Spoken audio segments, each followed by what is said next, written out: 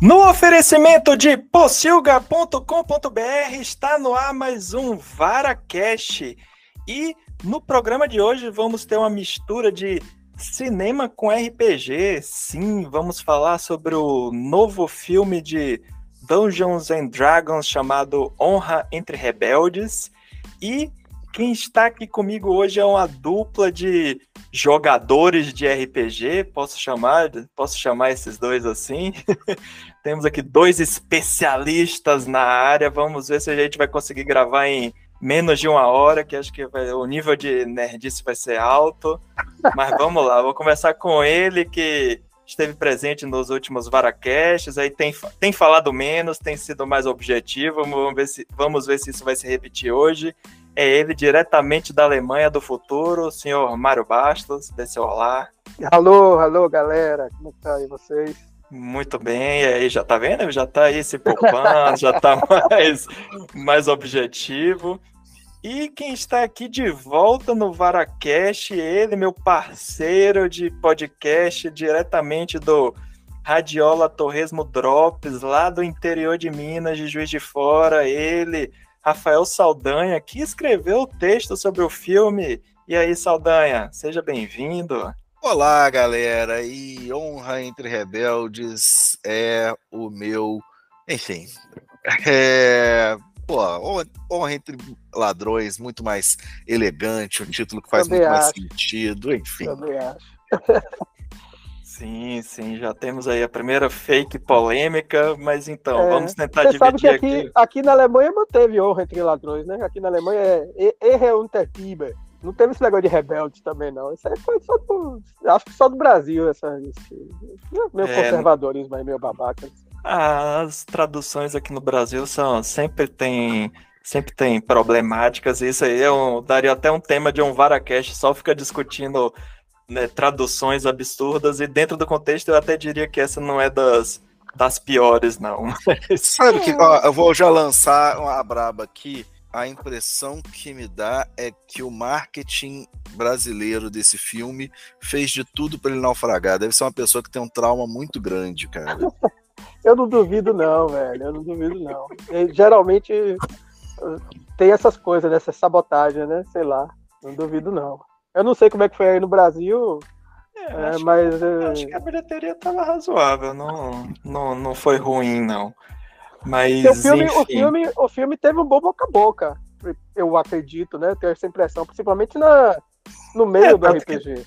Tanto que eles até fizeram, tipo, pré-estreia, antes do filme estrear, acho que justamente talvez para criar esse hype entre os nerds, né? Para já espalhando a palavra entre os... Não, e ele teve um bom desempenho nos Estados Unidos. No primeiro final de semana dele, ele teve uma bilheteria melhor que, acho que, John Wick, que já é uma franquia...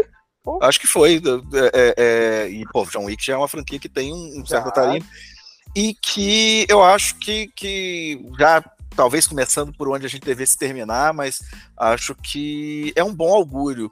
O ano passado, eu sinto que tinha um movimento, um momento favorável para as coisas de fantasia, que não foi muito bem aproveitado. A gente teve nos streamings, né? Teve o Lenda de Vox Machina, que foi ok, teve um desempenho bom. Aí veio os Anéis do Poder, que foi muito criticado, e eu concordo, não acho que... Ruim não, né? Mas também concordo com as críticas. Assim, não me pegou, por mais que eu ame aquele cenário da Terra-média.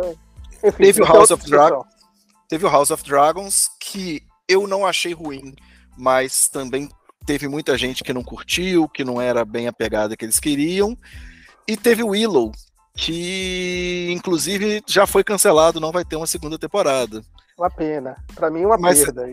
Você vê que num ano você ter 5 obras, 5 seriados de fantasia não é uma coisa muito típica. E logo no ano seguinte teve a Roda do Tempo também, que também não mentira, é do mesmo ano. A Roda do Tempo é do mesmo ano. Foi no ano passado? Foi no início do ano passado. Então, são 6 já em um ano. Então, assim, você tinha um momento, você tinha um clima para esse momento de fantasia. E, cara, o Dungeons and Dragons soube aproveitar. Eles fizeram um filme que soube mexer com isso daí. Eu para preparação para o filme e para escrever o texto, coisa tal, eu fui assistir os 3 filmes antigos do Dungeons and Dragons. Você é maluco, né? E bicho, são horas que não voltam mais, são quase 6 horas da minha vida que eu perdi. Eu vi aquele primeiro e já tava bom já.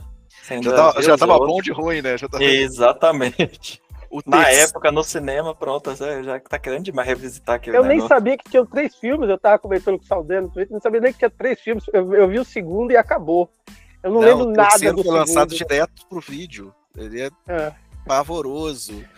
Eu lembro que o segundo eu até gostei mais, desculpe interrompendo, porque o segundo teve uma coisa mais... Eu acho que eles pegaram mais referências do jogo, das classes, deixaram as coisas mais claras. Isso eu me lembro, na época, me agradou mais. Mas também não é um filme bom. Não, e assim, eu acho que o grande trunfo, não vamos ficar falando daquelas tragédias, mas justamente o grande trunfo é que eu via muitas coisas que as pessoas falavam assim, pô, isso aqui parece uma aventura de RPG. O que as pessoas geralmente falavam de que parece com uma aventura de RPG? Geralmente peças, filmes, seriados, que o foco era nos personagens e que principalmente na construção dos laços do grupo, vamos colocar assim. Nesse sentido, eu vi, por exemplo, as pessoas falando de Andor, do seriado. Vi algumas pessoas falando até do próprio Mandalorian, embora não tenha um grande grupo, mas tem ali uma dinâmica que o pessoal fala, é fechadinho, é uma história. E o grande, talvez a grande falha dos filmes antigos de D&D e o grande mérito desse é o investimento em personagens. Eu quero que, eu não quero saber se a princesa do cacete A4 trepou com um dragão, coisa tal. Eu quero saber o seguinte, os amiguinhos aqui, a gente gosta desses caras. Você coloca lá o maconheiro do Todo Mundo em Pânico pra ser o... Não consigo criar empatia. Ele morre e eu quase bati palma. O Marlon Wayans, né? Marlon Wayans. Exatamente. Ele tá no filme, eu nem lembrava disso. A gente já vamos então falar do filme agora? Já entra logo ou tem mais alguma coisa? Vamos. Eu vou só, depois desse parênteses aí de Saldanha contando sua narrativa de relembrar esses filmes antigos e já dando aí a deixa pra gente começar a falar do filme, né? A gente vai tentar dividir em 2 blocos. Primeiro a gente falar do filme em si e em seguida falar das referências, coisas do tipo. Mas antes, deixa eu só falar aqui, Saldanha, eu tô olhando a bilheteria dessa semana, né? Então, assim, nos Estados Unidos, John Wick tá na frente, já fez 170 milhões. Mas era esperado que passasse. E Dungeons & Dragons fez 83. Mas aqui no Brasil, nessa semana, Dungeons & Dragons tá em 3º e John Wick tá em 4. Bacana. Então Dungeons & Dragons... Primeiro e segundo são os que estreiam. O Super Mario é o primeiro e o segundo é A Morte do Demônio, A Ascensão. Estão falando muito bem. Sim.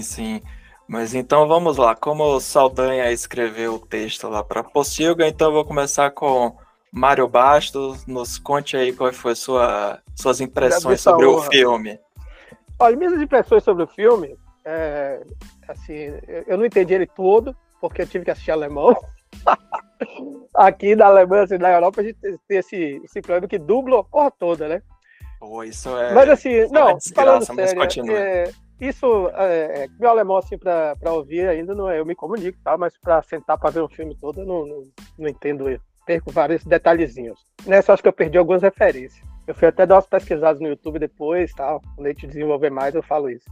Mas acho que uma coisa que é até interessante compartilhar essa experiência, que assim, o roteiro do filme é tão redondinho, simples, né, e direto, que você entende mesmo sem entender exatamente tudo que os caras estão falando, entendeu? Então, assim, é bem uma aventura, né? Eu não quero dizer que é uma aventura estilo anos 80, porque eu acho que ele consegue pegar aquela coisa que os anos 80 faziam muito bem, de fazer boas aventuras, né? Bem estruturadas, bem simples, e aventuras família mesmo, assim. Mas ele consegue trazer para uma linguagem mais atual, né? Isso aí, enquanto... E assisti, inclusive, com minha esposa, né, que por mais que seja casada há 13 anos com um jogador de RPG, nunca jogou na vida, né? E agradou a ela também como espectadora de filmes de aventura que ela gosta muito e tal. Então é uma aventura muito boa. É um ótimo filme. Mais do que ser uma coisa que tenha... Eu acho que talvez tenha sido um dos grandes trunfos do filme, no sentido... Talvez ele tenha dando mais dinheiro por isso, porque conseguiu transcender, acredito eu, a comunidade do RPG. Que por mais que hoje em dia seja bem grande, né, eu tenho a impressão que é um filme que ele agrada um público mais amplo justamente porque ele pega na veia da aventura. Só comentar aqui, eu assisti com a minha senhora também, e ela joga um pouquinho, ela começou a jogar comigo, mas ela comentou, tem muita coisa que eu vi ali na tela que comecei a entender melhor das próprias mesas. E eu concordo com você, eu até fui atrás de pessoas que não são jogadores para ver como tinha batido esse filme, e acho que conseguiu furar a bolha, pelo menos isso a gente pode falar. Eu tenho essa impressão também. Sim, com certeza. E falando aqui pra mim do que é pra fã de RPG, jogador de RPG, acho que eu e o Saldanha, a gente joga. O Saldanha começou a jogar um ano antes de mim. Joga mais ou menos, o Saldanha começou em 93, não foi? 92? Isso, esse ano eu completo 30 anos jogando RPG. Pois é. Eu comecei em 94, né? Então 30 anos eu faço ano que vem. E jogando e mestrando, porque eu sempre gostei muito mais de mestrar do que de jogar. Saldanha, eu acho que também tá nessa categoria aí. E uma coisa que eu acho que os diretores são muito bons em fazer, gostei, eu já tinha visto outro filme deles, mas eu não lembrava deles, que é aquele Game Night, né? É um filme divertido, pô. Um filme bem divertido, e eu acho que o que eles são muito felizes em fazer, eu acho que isso tem muito a ver com eles, talvez o produtor também, né? Eles conseguem transportar a experiência de uma mesa de RPG para a tela de cinema. Então, mais do que... Não é simplesmente você estar jogando, você está vendo uma história de fantasia, que eles poderiam cometer o erro de descambar para uma coisa de um tom mais épico, ficaria super cafona e ruim, ou então fazer uma coisa mais engraçadalha, no estilo Marlon Wayans, exagerado, muito paródia, mas não é isso, eles entenderam o espírito da coisa, e o espírito da coisa é que não é só aquela história que está sendo contada, né? Mas o RPG em si tem uma dinâmica muito própria, que tem a ver com isso que o Saldanha falou, com montar um grupo, e esse grupo é um jogo cooperativo, é uma coisa que quem nunca jogou não entende bem, né? Que geralmente as pessoas jogam jogos para vencer uns aos outros, e RPG, se você não se unir, você vai se fuder, você vai morrer. Você não vai conseguir enfrentar aquele inimigo ali, que, né, os personagens, as classes são feitas em termos de mecânica de jogo para se complementar.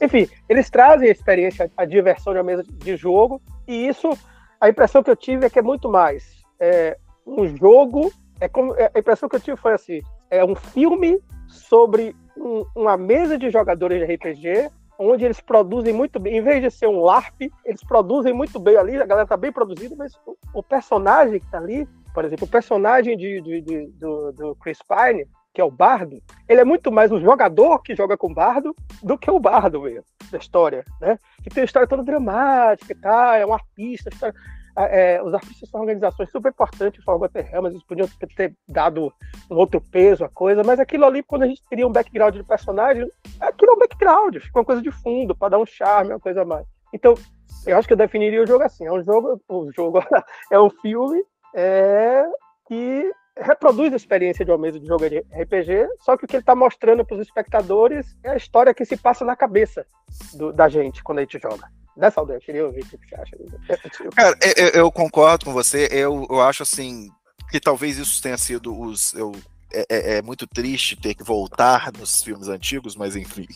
E ao invés de ele tentar fazer o que você falou, uma coisa épica, ele faz uma narrativa mais simples, mais contida, mas que tem um espaço ali para aquele momento que na mesa é aquele momento que os jogadores conversam e riem. E assim, o filme é legal nesse sentido, mas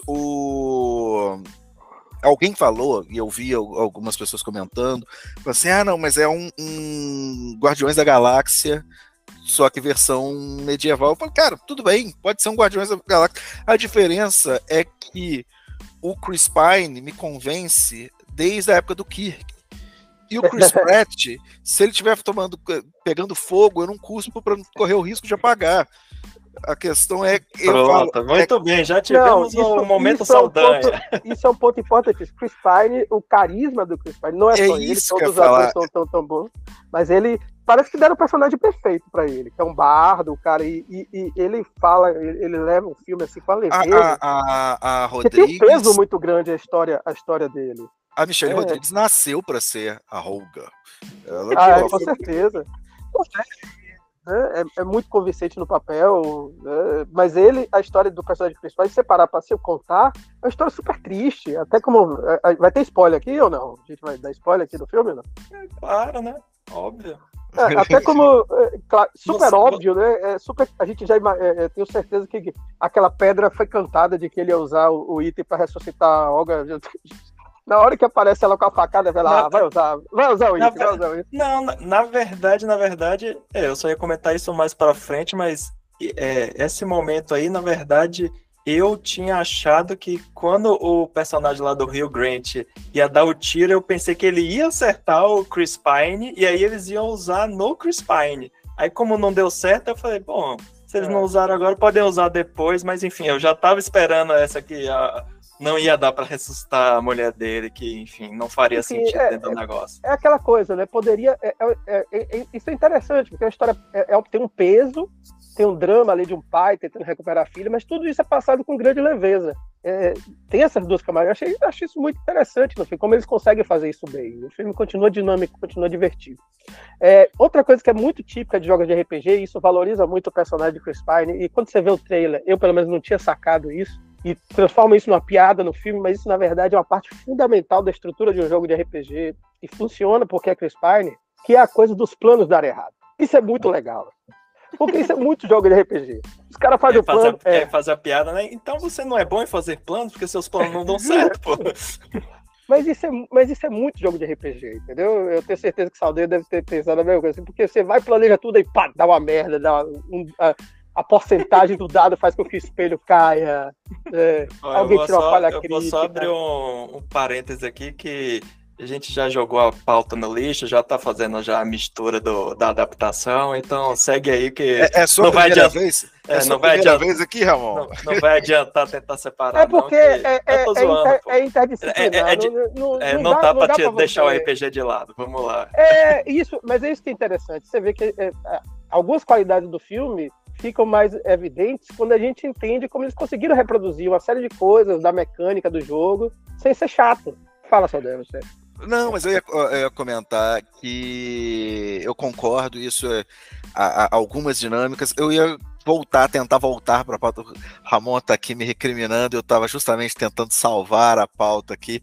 E ia comentar das atuações que o Mário já falou de Chris Pine, eu falei da Michelle Rodrigues, mas a gente precisa fazer um bloquinho, um parêntese, coisa e tal, para Hugh Grant, que Hugh Grant não tem nenhuma cena que ele esteja, que ele não roube a cena, e é engraçado que as entrevistas sobre ele rouba a cena também, ele é fantástico, bicho.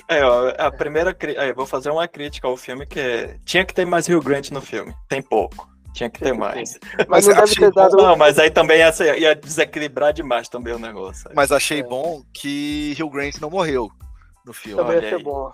Porque se abre a possibilidade de termos Hugh Grant em outros momentos. Mas... Sim. Eu acho que, como o Saldanha falou, sem dúvidas, assim, o grande diferencial do filme são os personagens. Tipo... A história é simples, mas você se importa com todos os personagens são razoavelmente bem construídos, principalmente os principais. A única birra que eu fiquei foi da Maga Vermelha, mas ficou, ela é do mal, foda-se. Ela é fraca.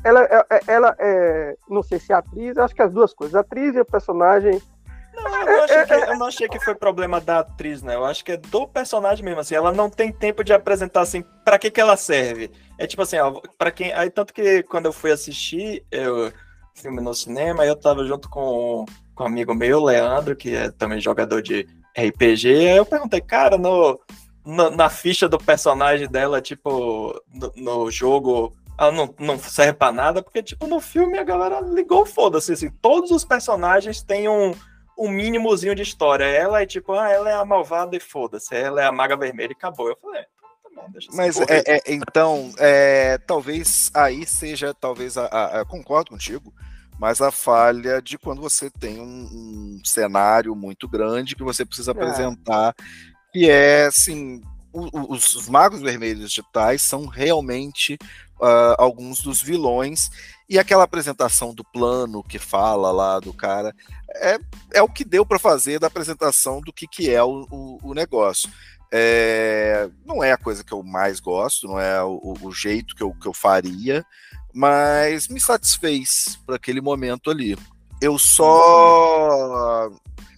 porque aí a gente vai chegar, talvez, porque mesmo quem não jogou RPG, o D&D tem outros produtos de suporte, e talvez isso facilite, que é a coisa o Mago Vermelho Digitais já aparecem como vilões no Baldur's Gate, no videogame de Baldur's Gate, o que já talvez facilite um pouquinho, e fora que não vai ser o primeiro nem o último vilão sem motivação que a gente tem nesse cinema. Sim, não, mas também ela tinha ficado um pouco apagada, porque ele tá ali do lado de Rio Grande, né? Aí também, paciência, né? Sim. Eu acho que soma tudo isso. Às vezes eu nem diria de não só ser essa questão de não ter uma motivação, mas tipo assim, ela fica meio, entre aspas, sem um propósito de estar existindo ali. Talvez porque o Rio Grande não teria poder, né? Então aí tinha que ter um personagem que tivesse as magias, os poderzinhos para poder enfrentar a galera no final. Então, assim, acho que só faltou dar a ela algum espaço para ela se mostrar, não ter uma motivação, mas só para ela se mostrar relevante no filme, que no final ela só serve para ter a batalhazinha lá no final, que é muito boa a batalha, mas que, enfim. Como usando já a nomenclatura, a coisa dos alinhamentos, o Hugh Grant é aquele mal que é o mal do nosso dia a dia, é a pessoa mesquinha, é a pessoa... E esse mal a gente entende, esse mal a gente convive, coisa e tal. E ele teve muito mais espaço. Ela é aquele mal que a gente nem consegue entender direito, é aquele mal que é um mal absoluto. É aquilo que a gente fala, mas por que é? A diferença que a gente fala dentro dos alinhamentos de Lawful Evil para Chaotic Evil, é tipo o alinhamento do cara que real, ele é mal pela oportunidade, ele é mal e o outro que é mal porque ele é mal igual pica-pau. Mas eu concordo contigo, podia ser melhor trabalhado, isso sim. Acho que se ela só aparecesse mais no início, já tava bom já. Só para encerrar, mais duas coisas do filme que eu acho que tem que ser destacadas. O uso do NPC, como é o nome do rapaz? Jampage, como é? René Jampage, né? Ih, rapaz, esse menino é bom, que ele consegue fazer um personagem chato. Nossa, ele pega... E você gosta dele porque ele é chato.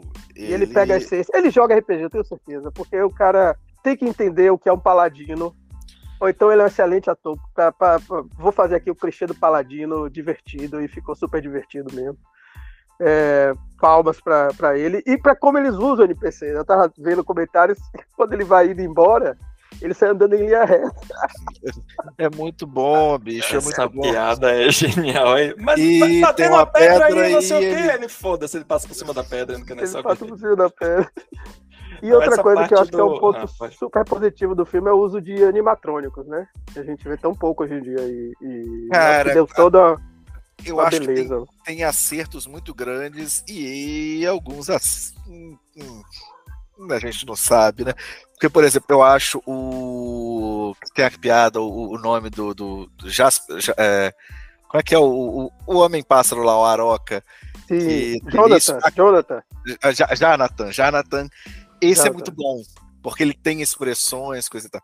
Mas tem um Tabashi, os Tabashi são homem-gatos, coisa e tal, que é justamente na hora que vai aparecer o Paladino pela primeira vez, que ele tá com a cara de pelúcia, né? Mas aquela piada é muito boa, viu, Sabe? A piada salva o momento. Sim, tipo... E você tirar o gato de dentro do peixe, velho, aquilo ali é sensacional, mano.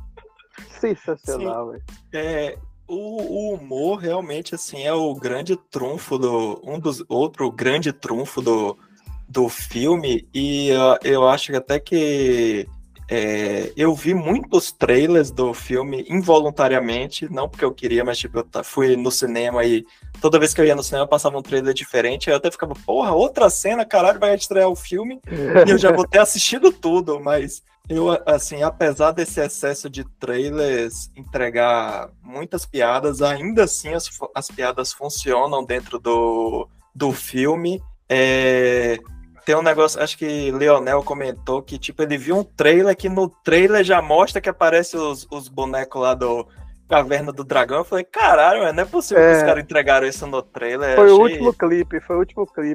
Isso eu Agora, achei desnecessário. Você sabe que lá fora não é muito conhecida a série de animação, né? Era disso que eu ia falar, e era disso que eu estava falando. Aí você mostra o quê? Pra atrair a galera? Então, aí faz menos sentido ainda mostrar, sei lá. Pra mim, isso nos Estados Unidos, isso para os gringos, era uma curiosidade, era um easter egg mesmo. E no Brasil, o marketing começou a bater nisso como se isso fosse uma grande coisa do filme, como se fosse talvez o momento máximo do filme, o que eu acho que foi um erro fodido, porque se a gente for ver, o Caverna do Dragão, ele aparece ali, nem dá pra saber se são os caras mesmo. Eu vi um meme que me mandaram, porque teve um comercial da Renault, né? Ou da Peugeot, tal, com o Caverna do Dragão aqui. E aí o meme era uma coisa tipo assim, olha só, os caras com 2 mariolas no Brasil fizeram um negócio melhor do que eu lá. E aí vamos lá pros detalhes, coisa e tal. Acho que eu cheguei a comentar isso no final do texto. No Baldur's Gate 2, quando você tá olhando lá os pergaminhos, coisa e tal, tem uma referência de que um grupo de aventureiros foi morto pela Tiamat, que é o grupo dos moleques. Então, aqueles que estão ali naquela arena, muito provavelmente, são outros caras que o Mestre dos Magos pegou. E os caras não são idiotas, porque você vai colocar o Bob, por que você não bota uma criança, você bota um anão? Porque não é a mesma galera, porque é uma outra galera.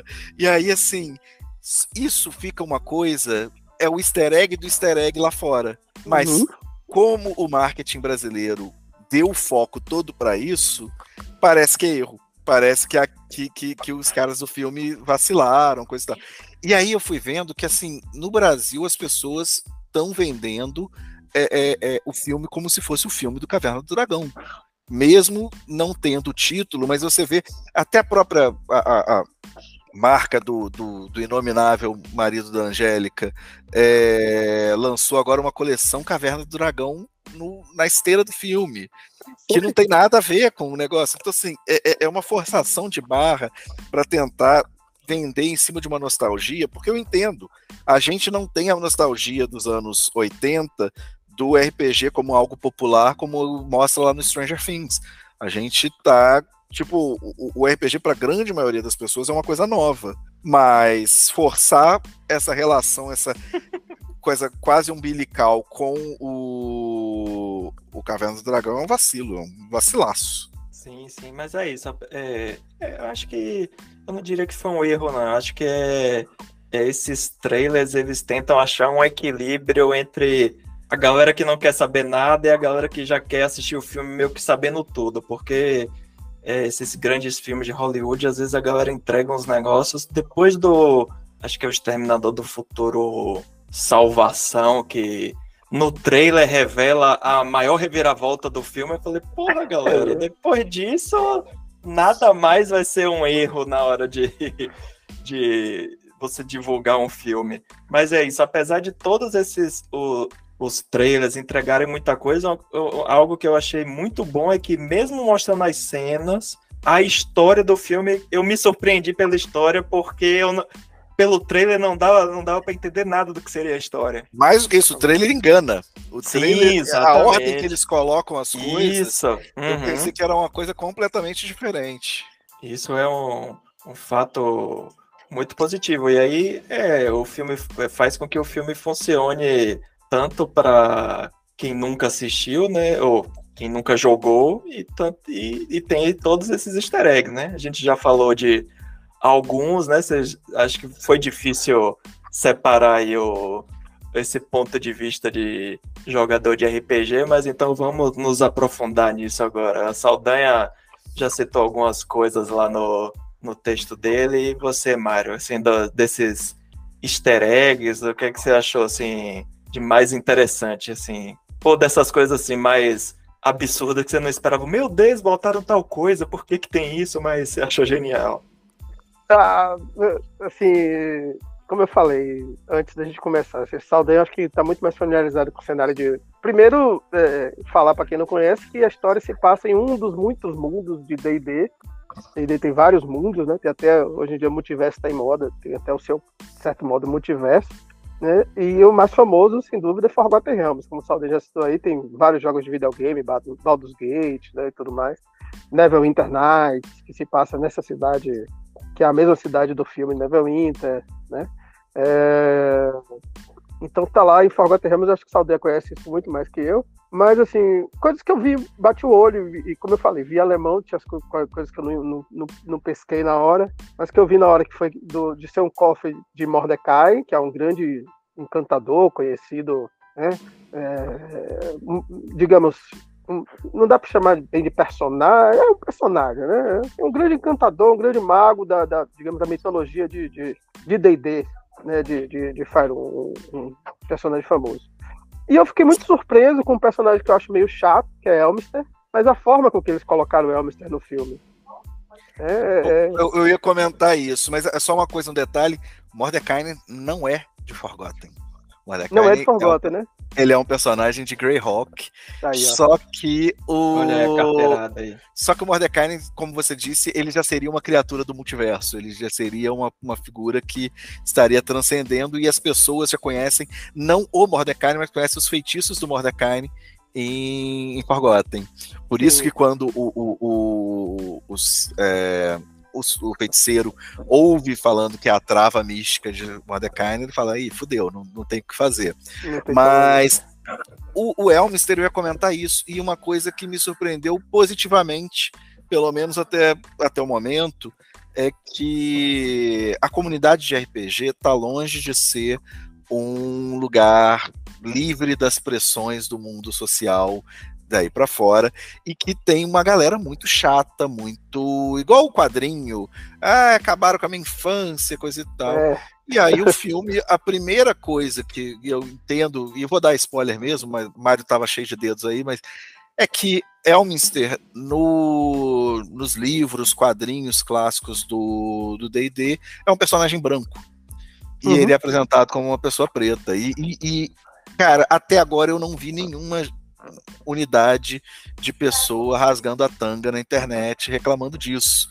Eu acho que talvez ou passou batido, e esses nerdola que não entendem nada, mas gostam de arrotar comer essa bola, ou a gente talvez esteja vendo aí um avanço, as pessoas entendendo que a gente tem um personagem que... Mas o Elminster... Ou então o seu firewall, sua bolha tá protegida até um determinado ponto. Será que eu cheguei no ponto de ter bloqueado tanta gente que esses caras estão... que sonho! Mas o lance do Elminster, eu entendo que por que Mário Bastos não gosta muito, é que o Elminster é um personagem que ele existe desde a origem do cenário, e ele já foi tudo. É igual quando você joga Skyrim, não sei se vocês tiveram essa experiência, que você começa jogando... todas as ordens. Exatamente, você vira tudo. No final do jogo você tá tipo, pô, eu já fui ladrão, já sou mago, já fui guerreiro. O Elminster é isso. Exato. Só que o Elminster o cenário de Forgotten Realms, ele foi criado por um cara chamado Ed Greenwood. E o Ed Greenwood, ele fala que ele criou isso aos 6 anos de idade. É o cenário que ele escrevia historinhas de fantasia. E o Elminster era o protagonista dele com 6 anos de idade. E até hoje, você vê a foto do Greenwood, é o Elminster. É um tiozinho de barba branca, coisa e tal. Assim, ele queria ser o Elminster, ele foi se transformando. E acho que foi maduro ele deixar o personagem ir para outra direção no filme. E principalmente você declarar é muito forte nesse sentido. Na hora que o Simon vira e fala assim, você tá morto pro Elminster. Porque, peraí, então a gente tem aí uma nova reviravolta. Uma coisa que eu acho que é legal a gente pensar é que Forgotten Realms, o D&D, no ano que vem, ele completa 50 anos. E a gente não vai ter uma 6ª edição, até porque a 5ª edição é um sucesso, e os caras, eles penaram, a 4ª edição deu muito errado, e eles conseguiram chegar no tom na 5ª edição, e eles não vão mexer. Que a gente não falava da 4ª edição, ou vocês? Aqui eu abri, só isso falarei, mas, e aí os caras, tipo... A gente não deve ter um grande avanço de regras e tal, tá tendo algumas modificações, lá na minha newsletter eu tenho falado um pouquinho disso, mas, já fazendo jabá aqui velado, e só que o que a gente aponta o filme é que talvez a gente tenha outros produtos de audiovisual, série, filme, coisa e tal, que a gente tenha uma evolução de cenário. Então, quando você fala que o Elminster tá morto, talvez seja essa história que a gente está acompanhando desde há 50 anos, no caso do RPG, o Forgotten é do meio dos anos 80, talvez a gente esteja vendo essa história ganhando um capítulo novo, e eu particularmente fico muito animado com isso. Vocês estavam falando, mas dessas relações, dos easter eggs, coisa e tal, e esse easter egg eu já sabia dos trailers, né? Mas quando aparece a primeira vez, eles sobem lá o labirinto, e aí eles falam assim, mas é só atravessar o labirinto, aí você vê os tentáculos saindo assim. Né? A Pantera Deslocadora, que eu tenho uma Pantera Deslocadora tatuada nas costas. Pra mim foi uma emoção ver bem feito. Não, porque podia ter sido feito de uma maneira pavorosa. Não, tá bem feito, tá maneiro. Eu sempre lembro daquele filme do Fanboys, né? Que o personagem, acho que o personagem de Seth Rogen, que antes do episódio 1 sair, ele tatua as costas inteiras Jar Jar. Falei, esse cara aqui que vai ser o cara do filme. Então, assim, podia ser esse risco, né? Faz uma displacer que seja uma bosta, mas não. Esse filme Fanboys tem uma das melhores piadas ever, que é quando os caras, depois de toda a jornada, blá, blá, eles chegam lá, vai assistir o filme e alguém comenta, pô, e se o filme for uma merda? Aí acaba o filme. É sensacional esse filme. Outra coisa que é massa é que tem também o mímico, né? O monstro mímico é muito legal também. Coisa típica de jogo de RPG. Que é aquele, o baú que sai tentando comer a Olga, na verdade é um monstro que ele pode se disfarçar de qualquer objeto. Mas normalmente se fantasia mais de baú, se disfarça de baú, de tesouro, pode. Mas eu já tive um mímico cadeira numa sessão minha recente. A gente pensar que tudo, mesmo as coisas mais ridículas do RPG, tanto ridículas de nada a ver, ou ridículas de serem ridículas dentro do cenário mesmo, eu acho que eles trataram com leveza, com bom humor, mas principalmente com respeito. O dragão pançudo, que é uma coisa que já existe no cenário há muito tempo, e aí você não finge que o dragão, você não emagrece o dragão, você não finge que o dragão não é gordo, você bota um comentário na frente do negócio, você bota um personagem falando disso, mas você faz isso com respeito. E, nisso daí, eu enquanto fã, eu me senti muito contemplado. Eu achei rapidinho, Mário, só pra antes de você continuar, eu achei até que o filme tem muito diálogo expositivo, mas que meio que isso funciona como se fosse o mestre explicando para os jogadores o negócio, sacou? Aí quando eu interpretam dessa forma, aí beleza, aí eu já relevei esses problemas, mas justamente para evitar esse tipo de coisa, né? Tipo, às vezes vem alguma referência, alguma coisa, você tem que explicar, senão quem não conhece o universo não tem como saber. O que você perguntar para você, o que você achou da representação dos Halflings no filme? Primeiro, porque quando eu vi, eu não fiquei certo se era gnomo, se era Halfling. Eu fiquei nessa dúvida. Eu não tenho certeza ainda se é um gnomo ou um Halfling. Mas, porque o Halfling, ele é um problema para o D&D desde 70, não, se não desde 74, desde 75, que é a questão, os caras queriam fazer uns hobbits. E aí a Tolkien Society virou e falou, tem que pingar aqui. Aí, como eles não puderam usar, eles falaram, não, são os Halflings, são os pequeninos. Só que sempre foram hobbits fajutos. Aí veio, a partir da terceira edição, eles começaram a falar, não, eles não são gorduchinho com milão, eles são mais magrinhos. Aí viram essa coisa e falaram, não, então eles são igual gnomos. Qual que é a diferença dos gnomos pro Halfling? Então, assim, a solução para isso seria terminar com uma das duas raças. Mas aí já tem toda uma história. Então, assim, são pequeninos. Qual tipo de pequenino? Não sei. A gente não está treinado para isso. Eu, nas minhas mesas, geralmente eu brinco com isso, porque eu gosto de jogar com personagens orcs. E as pessoas fazem confusões, às vezes, com orcs, goblins e gnolls. Então eu falo, então para você tudo a mesma coisa, seu preconceito, coisa. E eu faço isso com os pequeninos também. Falo, não, então, tem menos de 1,5 metro, tudo a mesma coisa. E, cara, pra gente que não tá naquele cenário, meio que é. Mas eu achei meio esquisito, mas assim, os efeitos mas achei sensacional o interesse romântico da Olga serem os Sim, ficou muito bacana. E Bradley Cooper fazendo, né, o papel. Isso, aí eu na cena eu fiquei olhando assim, pô, esse cara parece Bradley Cooper, mas tá meio esquisito. Acharam o cara parecido, aí no final dos créditos tá, era ele mesmo. Então, porque ele tá pequeno, você tá acostumado a ver ele grandão. Não, ele tá no Guardiões da Galáxia também, como o Rocket. A voz. Mas olha só como que é uma coisa madura.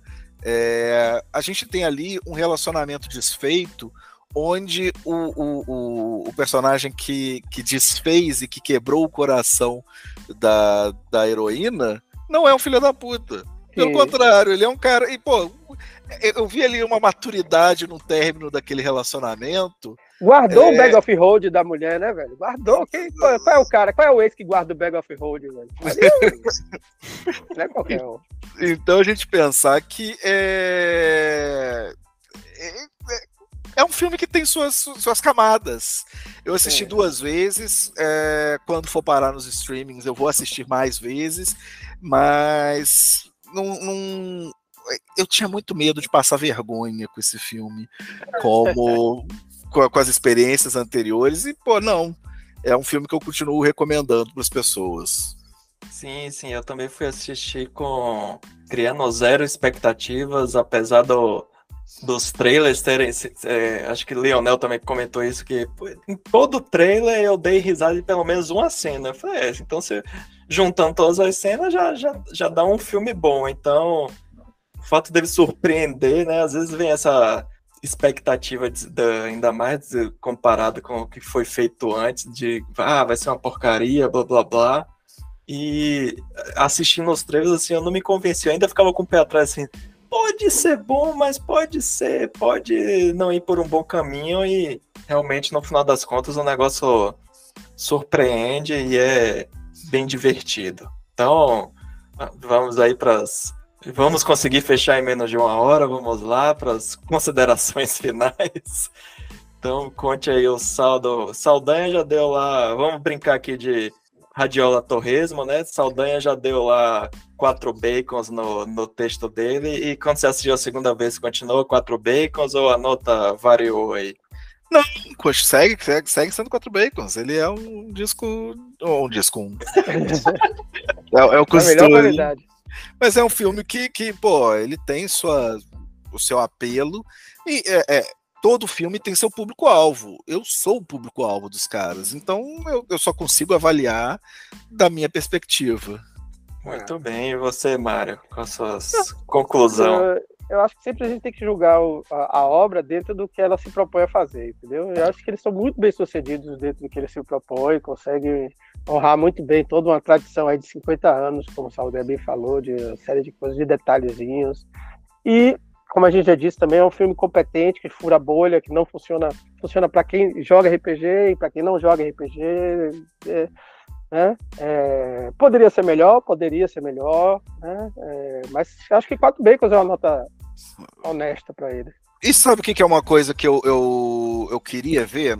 Eu até na newsletter cheguei a comentar isso nas últimas semanas, mas a gente pensar o seguinte, que a grande estrela do filme, da coisa, é o cenário.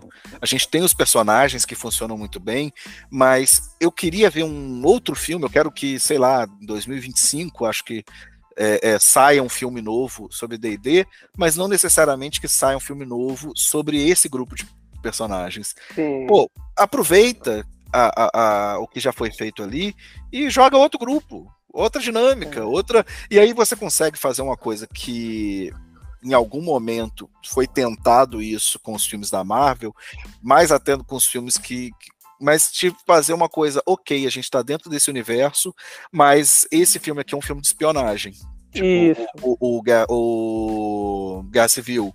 Ou então fala o Soldado Invernal mais até, né? Sim, ou num outro você fala assim, olha, e aí não é o do Marvel Studios, mas enfim, a tentativa fracassada do filme do Novos Mutantes de ser um filme de terror.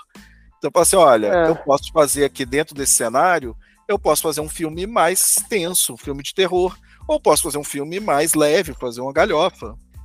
Eu acho que Star Wars perdeu esse filão e espero que eles tenham essa sacada. Star Wars fez um pouco isso, talvez nas séries, mas nem vamos entrar abrir esse parênteses, senão já dá outro podcast. Mas eu acho que essa sua ideia é boa, muito boa, mas eu acho assim, considerando, eu não sei se o filme fez tanto dinheiro a ponto de chegar nisso. Eu acho que o máximo seria...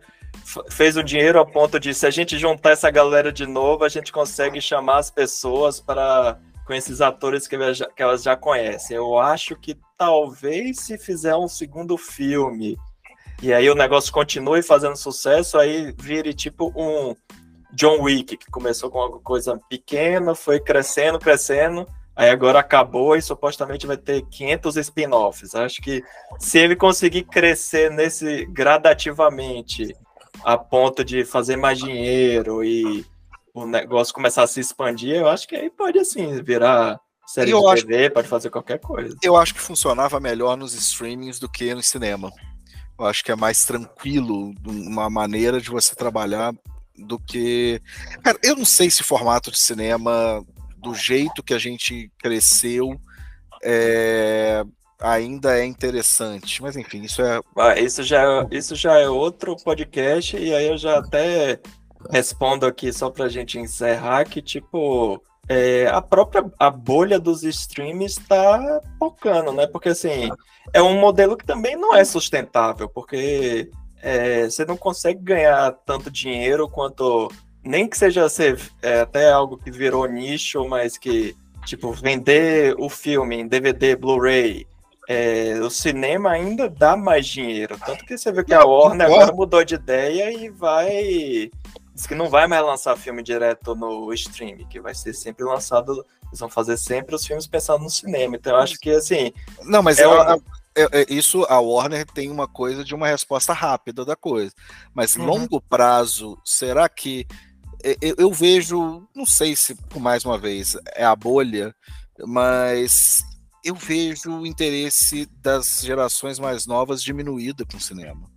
Ah, sim, mas é por isso que ultimamente também Hollywood só tem investido mais em coisas de franquia, remake, coisas que faça com que as pessoas saiam de casa, né? E aí nos streams estão tendo muitas coisas que é tipo gêneros que até tempos atrás davam muito dinheiro e hoje as pessoas não têm... não vou assistir isso no cinema, mas se tiver em casa, que seria tipo comédias besterol, tipo a Dançando, comédia romântica. Isso tá ganhando um novo público no stream, mas acho que esses negócios de fantasia, acho que tem que ter o dinheiro, porque senão... Aí, eu quero uma série de comédia romântica em Forgotten Realms. Eu quero amor em Águas Profundas. Pode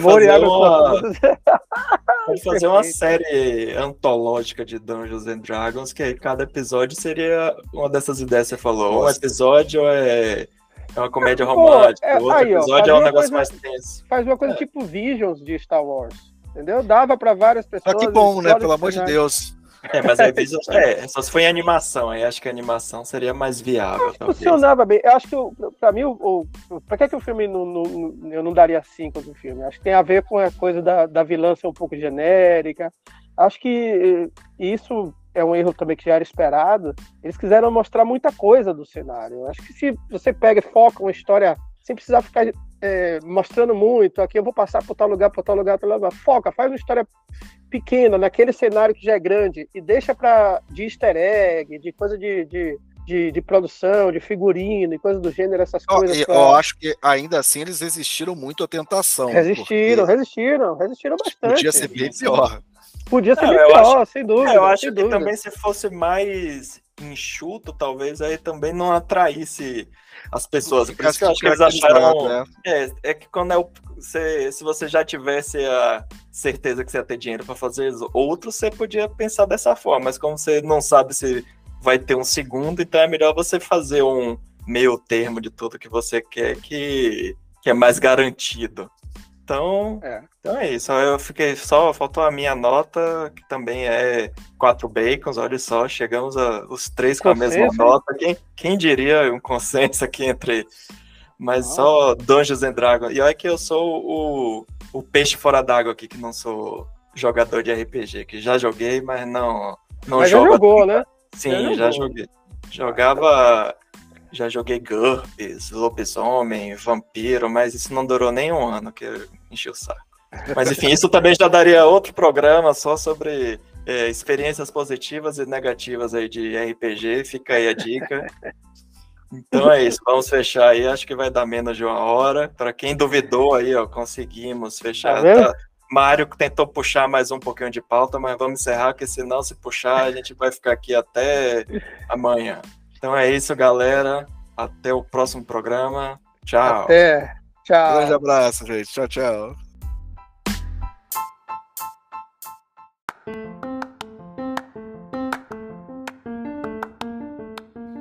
VaraCast é um oferecimento da rede Pocilga de podcasts. O nosso site é o pocilga.com.br. Nossas redes sociais, Twitter, Instagram e Facebook estão como @Pocilga, THE Pocilga.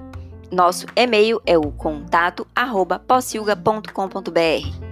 Ouça também nossos outros podcasts como Suco de Umbives e o Radiola Torresmo Drops. Por último, e não menos importante, não se assustem e tenham calma. Vara está para porcos, assim como Alcatéia está para lobos.